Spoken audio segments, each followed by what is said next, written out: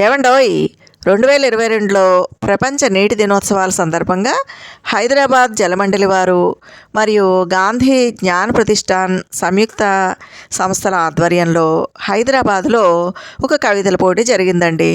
అంటే నీటిని మనం ఎందుకు వృధా చేయకూడదు, నీటి ఆవశ్యకత గురించి కవితల పోటీ నిర్వహించారనమాట. నేను కూడా ఆ సందర్భంగా ఒక కవిత రాసి హైదరాబాద్ వెళ్ళి అక్కడ చదవడం జరిగిందండి. ఆ తర్వాత జలమండలి వారు మరియు గాంధీ జ్ఞాన ప్రతిష్టాన్ సంస్థల సభ్యులు నాకు సన్మానం కూడా చేశారు. ఈ వీడియో అప్లోడ్ చేస్తున్నానండి. మీరు కూడా ఈ కవిత వినండి. ఈ కవిత కనుక మీకు నచ్చితే లైక్ చేయండి, షేర్ చేయండి, నా ఛానల్కి సబ్స్క్రైబ్ చేయండి.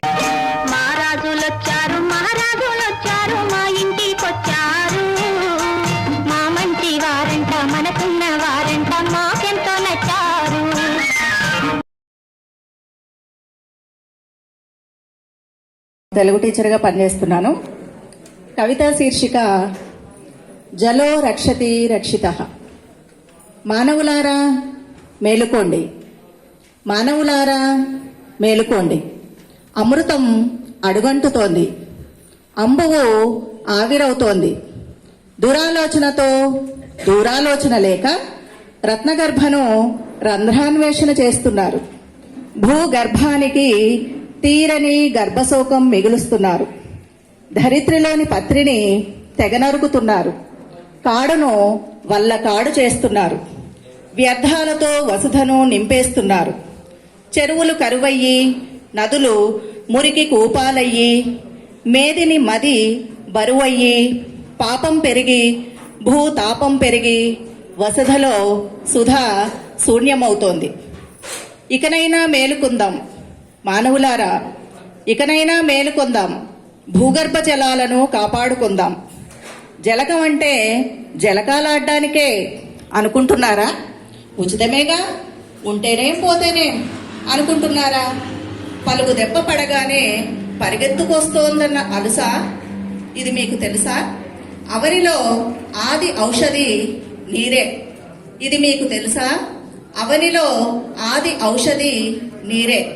గుప్పెడు గుండె సడి చెయ్యాలంటే గుక్కెడు నీటి తడి తగలాల్సిందే.